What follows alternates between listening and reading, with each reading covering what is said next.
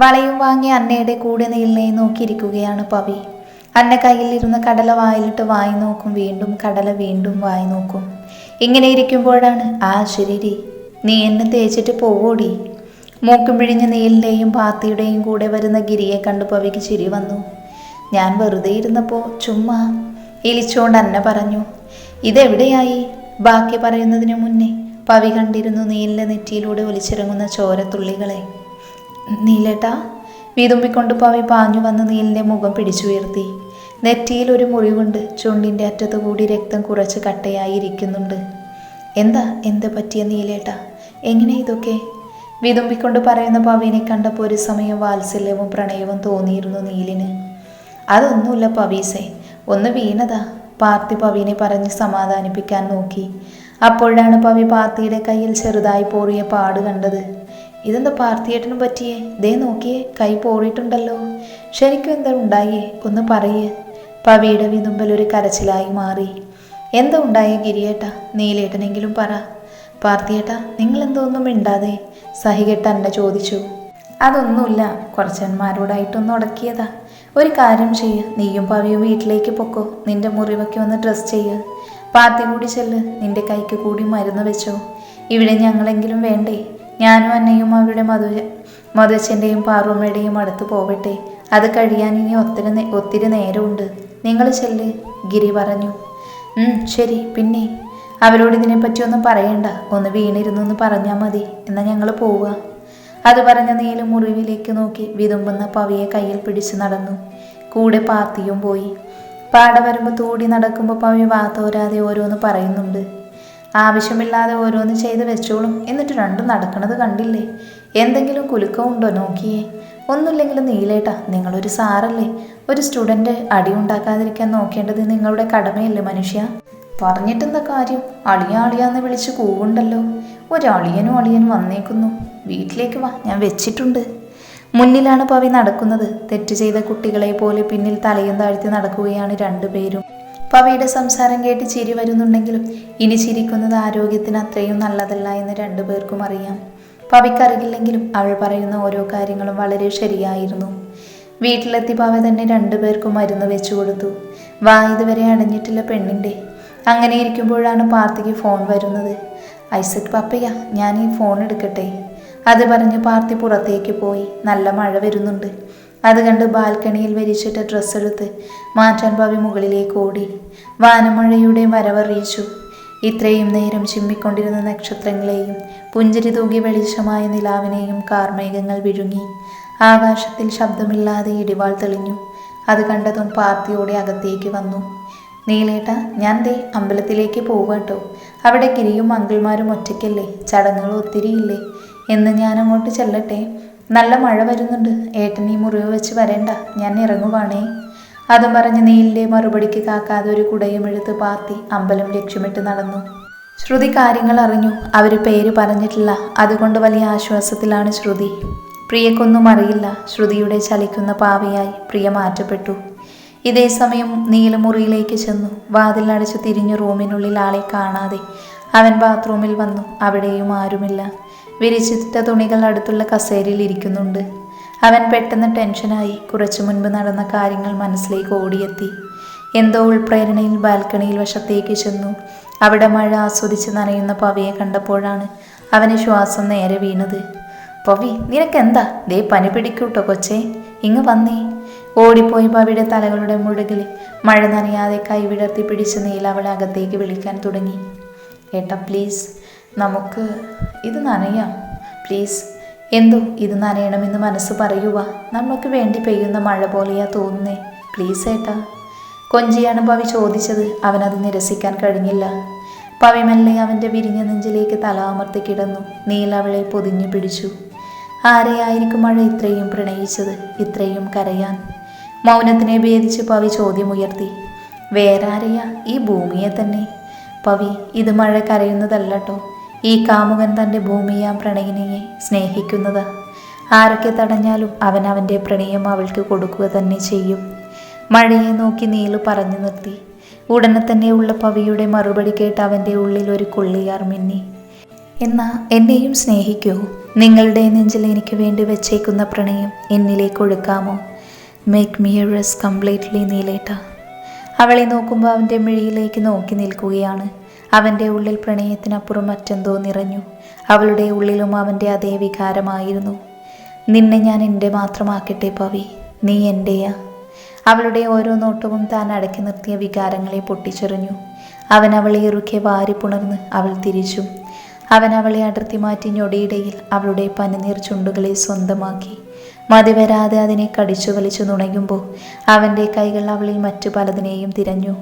അവൻ്റെ കൈകൾ അവളിൽ അലയുമ്പോൾ അവളുടെ കൈകൾ അവൻ്റെ മുടിയിഴകളെ ഞെരിച്ചമർത്തി. ശ്വാസം വിലങ്ങിയിട്ടും രണ്ടുപേരും വിട്ടുകൊടുക്കാൻ തയ്യാറല്ലായിരുന്നു. ഒട്ടും പറ്റാതായതും പരസ്പരം വിട്ടുമാറി. അപ്പോഴാണ് അവൻ അവളെ ശരിക്കും കണ്ടത്. നനഞ്ഞൊട്ടിയ ധാവണി, കുതിർന്നു കിടക്കുന്ന അവളുടെ ഡ്രസ്സിൽ അവളുടെ ശരീരവടിവ് വ്യക്തമായി കാണാൻ കഴിയും. അവൻ്റെ കണ്ണുകൾ സാരി തന്നെ മാറിക്കിടക്കുന്ന വെണ്ണ വയറിലായിരുന്നു. അവൻ്റെ നോട്ടം താങ്ങാനാകാതെ അവൾ അവൻ്റെ നെഞ്ചിലേക്ക് ചാരി. ഒരു നിമിഷം കൊണ്ട് പവി അവൻ്റെ കൈക്കുള്ളിലായി. പിടപ്പോടെ അവൾ അവനെ ഇറുക്കെ പിടിച്ച് കണ്ണുകളിലേക്ക് നോക്കി.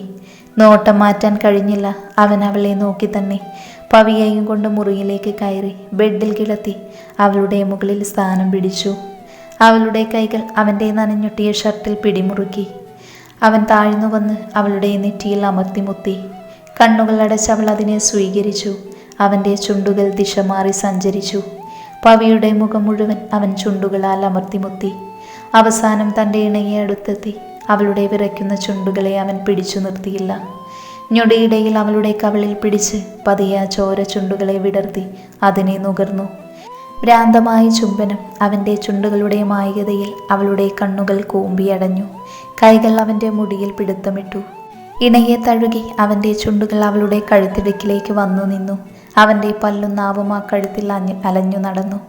പതിയെ അവളിൽ നിന്ന് തടസ്സമായതെല്ലാം അവൻ അകറ്റി. അവളുടെ മാറിനെ തൊട്ടുണർത്തുമ്പോൾ അവളിൽ നിന്നും ഉയർന്ന ശീൽക്കാരവും തൻ്റെ പേര് വിളിക്കുന്നതുമെല്ലാം അവൻ്റെ അവസാന കടിഞ്ഞാൻ പൊട്ടിച്ചു. ചെറുനോവോടെ അവൻ അവളെ തൻ്റേത് മാത്രമാക്കി. കണ്ണീരിനിടയിലും അവളുടെ ചുണ്ടുകളിൽ പുഞ്ചിരി ഉണ്ടായിരുന്നു. അവൻ്റെ ചുണ്ടുകളിലും. രാവിലെ നീല് കണ്ണു തുറക്കുമ്പോൾ കയ്യിലേക്ക് നോക്കിക്കിടന്ന് വിതുമ്പുന്ന പവിനെയാണ് കാണുന്നത്. ഞെട്ടിപ്പിടഞ്ഞെഴുന്നേറ്റു നീല്. എന്താ പവി, നീ എന്തിനെ കരയുന്നേ? പരിഭ്രാന്തിയോടെ നീര് ചോദിച്ചു. പിന്നെ കരയാതെ, ആശിച്ചു മോഹിച്ചു വാങ്ങിയ എൻ്റെ കുപ്പിവള ഇന്നലെ ഒരു ദയവുമില്ലാതെ പൊട്ടിച്ചത് ഓർമ്മയില്ലേട്ടാ? ചുണ്ടു ചുളുക്കി പറയുന്ന പവിനെ കണ്ട് പൊട്ടിച്ചിരിച്ചു പോയി. എൻ്റെ പൊന്നു പവി, സാധാരണ ഈ സമയം പെണ്ണുങ്ങൾക്ക് നാണം തോന്നും. നീ എന്താടി ഒരു ഉളുപ്പില്ലാതെ ഇരിക്കുന്നേ? എനിക്ക് വയ്യ എൻ്റെ പെണ്ണെ, നിന്നെ ഞാൻ സമ്മതിച്ച് തന്നൂട്ടോ. വളയല്ലേ, ഞാൻ നിനക്ക് വേറെ വാങ്ങിത്തരാടി, അതിനാണോ നീ? അതും പറഞ്ഞ് പവിയുടെ കവിളിൽ ഒന്ന് അമർത്തി ചുംബിച്ചു നീല് പൊരിഞ്ഞ ചിരി. പവി ചുണ്ടുകൊട്ടി ബെഡ്ഷീറ്റും വലിച്ച് ബാത്റൂമിലേക്ക് പോയി. ഇന്നാണ് എല്ലാവരും തിരിച്ചു പോകുന്നത്. എല്ലാം റെഡിയാക്കി പോകാൻ വേണ്ടി പുറത്തേക്ക് വന്നു. മധു വൈകിട്ടാണ് പോകുന്നത്. നാട്ടിൽ എന്തോ ഒരു ആവശ്യത്തിനാണ്. തിരികെ പോകുന്നതിന് ഏറ്റവും വിഷമം വേറെ 2 പേർക്കായിരുന്നു, അന്നയ്ക്കും ഗിരിക്കും. ഇത്രയും നാൾ അടുത്ത് നിന്നിട്ട് പെട്ടെന്ന് മാറി നിൽക്കുക എന്നൊക്കെ പറഞ്ഞ് രണ്ടിനും അസ്ഥിക്ക് പിടിച്ചതുകൊണ്ടാവും അവരെ ആരും കളിയാക്കാനൊന്നും പോയില്ല. എന്നാൽ ചെയ്ത കാര്യത്തിൽ തോറ്റതുകൊണ്ടും അല്ലാതെയുമുള്ള ശ്രുതിയുടെ പക വിചാരിക്കുന്നതിനും അപ്പുറമായിരുന്നു. ഇന്ന് വരെ പവിയോടൊന്നും മിണ്ടുക പോലും ചെയ്തിട്ടില്ല. പ്രിയക്കേട്ടന്മാർ വന്നിട്ട് തന്നെ മൈൻഡ് ചെയ്തില്ലല്ലോ എന്ന സങ്കടമായിരുന്നു. ആ സങ്കടം പവിയോട് ദേഷ്യമായി മാറി. ഇതൊന്നും അറിയാതെ 2 പേരെയും നോക്കി പവി ഹൃദ്യമായി പുഞ്ചിരിച്ചു. തിരികെ അവരും പുഞ്ചിരിച്ചു കണ്ട് അത്ഭുതത്തോടെ പവി അവരെ നോക്കി. പവിക്ക് വല്ലാത്തൊരു സന്തോഷം തോന്നി. അവരെല്ലാവരോടും യാത്ര പറഞ്ഞിറങ്ങി. അവരുടെ കാറ് മുന്നോട്ട് പോകുമ്പോൾ ശ്രുതിയുടെ മുഖത്തെ പുഞ്ചിരി ഒരു ക്രൂരത നിറഞ്ഞ ഒന്നിലെത്തി. പ്രിയ സങ്കടം കൊണ്ട് അകത്തേക്ക് പോയി. ശ്രുതിയുടെ മനസ്സിൽ അവൾ പലതും കണക്കുകൂട്ടി. ശ്രുതിയുടെ ഓരോ മുഖഭാവവും ശ്രദ്ധിച്ച അവളുടെ അമ്മയ്ക്കെന്തോ വല്ലാത്ത പേടി തോന്നി. എല്ലാവരും വീട്ടിലെത്തിയപ്പോഴേക്കും വൈകുന്നേരമായി. പാത്തിയും അന്നയും അവരുടെ വീട്ടിലേക്കും പോയി. ബാക്കി എല്ലാവരും ക്ഷീണം കൊണ്ട് വിശ്രമത്തിലാണ്. നീൽ ഒരാഴ്ചത്തെ ക്ലാസ് പെൻഡിങ് ആയതുകൊണ്ട് അതിനുള്ള നോട്ട്സ് തയ്യാറാക്കുമായിരുന്നു. അവൻ്റെ തൊട്ടപ്പുറം പവി നോട്ട് കുത്തിപ്പിടിച്ച് എഴുതുന്നുണ്ട്. നീലേട്ടാ? നോട്ടിൽ നിന്ന് കണ്ണു മാറ്റാതെ അവൻ വിളി കേട്ടു. നീലേട്ടാ, ഇങ്ങോട്ട് നോക്ക്. പറഞ്ഞോ? അതോ, ഇത്രയും നേരം എഴുതിയില്ലേ? എനിക്ക് കൈവേദന എടുക്കുവാ. അതിന് ഞാൻ കുറച്ചേരം കിടന്നോട്ടെ പ്ലീസ്. ഞാനും മടുത്തു. എന്നാൽ പോയി കിടന്നു. ഞാനും വരാം. പക്ഷേ നീ ഉറങ്ങില്ല കേട്ടോ പവിയെ. കള്ളച്ചിരിയോടെ നീൽ പറയുന്നത് കേട്ട് ആദ്യം പവിക്കൊന്നും മനസ്സിലായില്ല. പിന്നെ ഒന്നുകൂടി ഒന്ന് ഓർത്തെടുത്തപ്പോൾ കാര്യം പിടികിട്ടി. അത് ഞാൻ ഇപ്പോഴേ ഓർത്ത്. എനിക്ക് കുറേ എഴുതാനുണ്ട്. എന്നാൽ ശരി, ഞാൻ എഴുതട്ടെ. വെപ്രാളം കൊണ്ട് എന്തൊക്കെയോ പറഞ്ഞ് അവനെ നോക്കാതെ എഴുതാൻ തുടങ്ങി. അപ്പോഴേക്കും കയ്യിലൊരു പിടി വീണു. എന്തായാലും മോളിനി എഴുതണ്ട. അതും പറഞ്ഞ് പവിനെ അവൻ പൊക്കിയെടുത്തു. പവി നാണത്തോടെ അവൻ്റെ നെഞ്ചിലേക്ക് ചേർന്ന് കിടന്നു. വീണ്ടും പവി നീലിന് മാത്രമായി. തടസ്സമായതെല്ലാം നിലത്ത് ചിന്നിച്ചിതറി. അവരുടെ രക്തം ചൂടുപിടിച്ചു. AC-യുടെ തണുപ്പിലും രണ്ടുപേരും വിയർത്തു. ഷീൽക്കാരങ്ങളും നിശ്വാസങ്ങളും അവിടെ ഉയർന്നു കേട്ടു. അവർ ഒരു പുഴയായി ഒഴുകി അവരുടേതു മാത്രമായ നിമിഷങ്ങളിലേക്ക്. പിറ്റേന്ന്, അമ്മേ ഇറങ്ങുവാട്ടോ. പവി അത് പറഞ്ഞ് ബാഗും എടുത്ത് നടന്നു. നീല് നേരത്തെ പോയിരുന്നു. പവി നടക്കുമ്പോഴാണ് പവിനെ നോക്കി നിൽക്കുന്ന പാർത്തിയെ കാണുന്നത്. പെട്ടെന്ന് അവളുടെ ഉള്ളിൽ ഒരു മലയുടെ മുകൾ ഭാഗവും ചിരിച്ചുകൊണ്ട് നിൽക്കുന്ന തൻ്റെ അപ്പയെയും അമ്മയെയും ഒരു കാപ്പി കണ്ണുകളും ഓടി വന്നു. അവൾക്ക് തലവേദനിക്കുന്നത് പോലെ തോന്നി. കണ്ണുകൾ അടഞ്ഞു പോകുന്നത് പോലെ. എങ്ങനെയൊക്കെയോ കണ്ണുകൾ വലിച്ചു തുറന്നു നടന്നു. എന്താ പവി, വയ്യേ? ഏയ് കുഴപ്പമൊന്നുമില്ല, ഒരു ചെറിയ തലവേദന. തലവേദനയോ? നല്ല വേദനയുണ്ടോ? തിരിച്ചു വീട്ടിലേക്ക് കൊണ്ടാക്കാം ഞാൻ. നീലേട്ടനെ വിളിക്കാട്ടോ. പേടിയോടെ നീലിനെ വിളിക്കാൻ ഫോൺ എടുക്കാൻ തുടങ്ങുമ്പോഴാണ് പവിയുടെ കൈ പാർത്തിയുടെ കയ്യിൽ വീണത്. പാർത്തി സംശയത്തോടെ പവിയെ നോക്കി. എന്നെ മുൻപ് എവിടെ വെച്ചെങ്കിലും കണ്ടിട്ടുണ്ടോ? പെട്ടെന്നുള്ള പവിയുടെ ചോദ്യത്തിൽ പതറിപ്പോയി പാർത്തി. പറയ് പാർത്തിയേട്ടാ, എന്നെ എവിടെയെങ്കിലും വെച്ച് കണ്ടിട്ടുണ്ടോ? അത് ഞാൻ ഇല്ല. എങ്ങനെയൊക്കെയോ അവൻ പറഞ്ഞൊപ്പിച്ചു. എന്താ പവി നീ അങ്ങനെ ചോദിച്ചേ? പരിഭ്രമത്തോടെ പാർത്തി ചോദിച്ചു. എനിക്കറിയില്ല പാർത്തിയേട്ടാ, ഞാൻ നിങ്ങളെ മുന്നേ എവിടെ വെച്ചോ കണ്ടിട്ടുണ്ട്. ആദ്യമായി കാണുന്ന ഒരാളുമായി ഞാൻ പെട്ടെന്ന് കൂട്ടാക്കാറില്ല. പക്ഷേ ഞാൻ ഏട്ടനുമായിട്ട് പെട്ടെന്ന് കൂട്ടായി. അറിയോ, അന്ന് ഞങ്ങൾ ഏട്ടനെ വിളിക്കാൻ ക്ലാസ്സിൽ വന്നത്, അന്ന് എനിക്ക് കണ്ണിൽ ഇരുട്ട് കയറുന്നത് പോലെ തോന്നി. ആരോ തലക്കടിച്ച പോലെ. എനിക്കെന്താ സംഭവിക്കുന്നതെന്ന് പോലും മനസ്സിലാവുന്നില്ല. ഏതോ മനോഹരമായ കുഞ്ഞിക്കണ്ണ്, കറുത്ത കൃഷ്ണമണിയും അതിലെ മിഴുനീരിൻ്റെ തുള്ളികളുമൊക്കെ എന്നെ ഭ്രാന്ത് പിടിപ്പിക്കുന്നത് പോലെ. അമ്മ എന്നെ പേടിപ്പിക്കല്ലേ, ഞാൻ ഈ ഫോട്ടോയിൽ നിന്ന് എടുക്കട്ടെ. ഇങ്ങനൊരു കൊച്ചു പയ്യൻ്റെ ശബ്ദം ചെവിയിലിരുന്ന് ആരോ പറയുന്നത് പോലെ തോന്നി. എനിക്കറിയില്ല, അപ്പോൾ എൻ്റെ മനസ്സിൽ വന്നത് ഏട്ടൻ്റെ മുഖമാണ്. അറിയില്ല, അന്ന് തറവാട്ടിൽ വന്നപ്പോഴും തോന്നി. അതാണ് ഞാൻ ചോദിച്ചേ, വേറൊന്നുമല്ല. വാ, നമുക്ക് നടക്കാം. സഹികെട്ട് പവി എല്ലാം പറഞ്ഞു. പാർത്തി അവൾ പറഞ്ഞ കാര്യം കേട്ട് തറഞ്ഞു നിന്നു. പവി മുന്നോട്ട് നടന്നു. പാർത്തി ഓരോന്ന് ആലോചിച്ച് അവളുടെ കൂടെയും. ക്ലാസ്സിലേക്ക് കയറി വരുന്ന പവിയെയും അന്നയെയും കണ്ട് അവൾ അവരെ സൂക്ഷിച്ചു നോക്കി. പവിക്ക് പണ്ടത്തെക്കാളും സൗന്ദര്യം കൂടിയതുപോലെ തോന്നി അർത്തിരയ്ക്ക്. കുറച്ചു കഴിഞ്ഞ് അവരുടെ പുറകെ വരുന്ന നീലിനെ കണ്ട് അവളുടെ കണ്ണുകൾ വശ്യമായി തിളങ്ങി. ക്ലാസ് നടന്നുകൊണ്ടിരിക്കുമ്പോഴാണ് അർത്തിരയുടെ ഫോണിൽ ഒരു മെസ്സേജ് വരുന്നത്. അവൾ ഇവിടെ എത്തി. നമ്മുടെ പ്ലാൻ ഇന്ന് തന്നെ ചെയ്യാം. അതിനുള്ളൊരു അവസരം ഇന്നുണ്ട്. സോ അവളുടെ കൂടെ നടക്കുന്നവളെയും പിന്നെ സാറിനെയും നീ നോക്കണം. ഞാൻ തയ്യാറാണ് ആ വൃത്തികെട്ട കളി കളിക്കാൻ.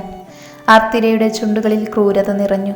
ഉച്ച കഴിഞ്ഞ് ഫിസിക്സ് ലാബിൽ പോകാൻ റെഡിയാവുകയാണ് അന്നയും പവിയും. ലാബിലിരുന്ന് എക്സ്പെരിമെൻ്റ് ചെയ്യുകയാണ് പവി. അന്ന അവൾ ചെയ്യുന്നത് നോക്കി എന്തൊക്കെയോ എഴുതി വെക്കുന്നു. ലാബിലുള്ള ഒട്ടുമിക്ക കുട്ടികളും അവരുടെ എക്സ്പെരിമെൻ്റ് കഴിഞ്ഞു പോയിരുന്നു. 1-2 പേരെ ബാക്കിയുള്ളൂ. അപ്പോഴാണ് അങ്ങോട്ട് അർത്തിര വന്നത്. ഹേയ്, ഇതിലാരാ? Anna Mary. ഞാനാ. എന്താ? നിന്നെ സാറ് വിളിക്കുന്നുണ്ട്. എന്നെയോ? എന്തിന്? എനിക്കെങ്ങനെ അറിയാം? പോയി നോക്ക്, സ്റ്റേജിലുണ്ടെന്നാ പറഞ്ഞേ. അന്ന അവളെ ഒന്ന് സൂക്ഷിച്ചു നോക്കി. അതൊന്നും മൈൻഡ് ചെയ്യാതെ അവൾ ബാക്കിയുള്ള കുട്ടികളോട് അടുത്ത് പോയി എന്തോ പറഞ്ഞു. ഡാ, ഞാൻ പോയി വരാട്ടോ. നിന്റെ ഇപ്പോഴൊന്നും കഴിയില്ലല്ലോ. ആടി, പൊക്കോ. ഇത് തീർത്തിട്ടില്ല. ഈ പല്ലവി ഇവിടുന്ന് പോകൂ. എന്നാ ശരി. അതും പറഞ്ഞ് അന്ന പുറത്തിറങ്ങി നടന്നു. അന്നയുടെ ഹൃദയം എന്തുകൊണ്ടോ അലമുറയിട്ടു.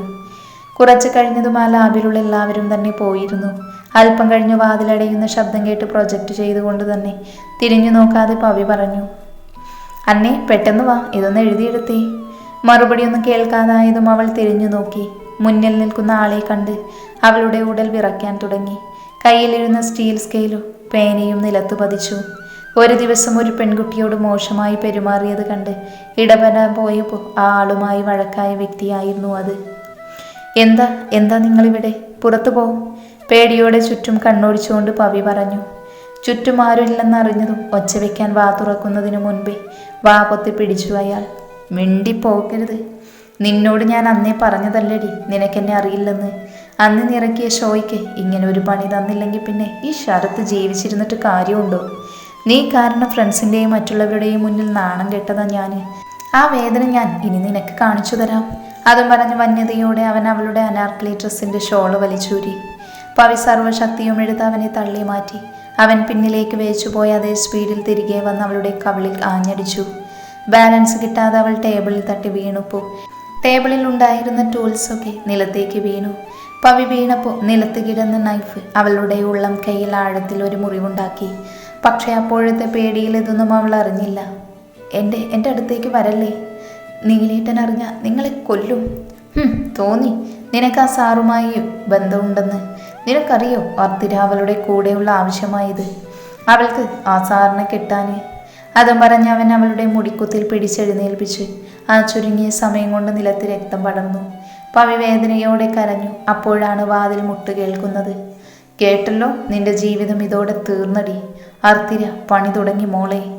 അത് പറഞ്ഞവൻ അവളുടെ ഡ്രസ്സിൻ്റെ കൈ കീറി. അവൾ അത് മറച്ചു പിടിക്കാൻ കിണഞ്ഞു ശ്രമിച്ചു. അവൻ പവിയെ വലിച്ചുകൊണ്ട് വാതിലിന് മുന്നിൽ വന്നു നിന്നു. അവൻ ക്രൂരതയോടെ പവിയെ നോക്കി. അവൾ ദയനീയമായി അവനെ നോക്കി നിന്നു.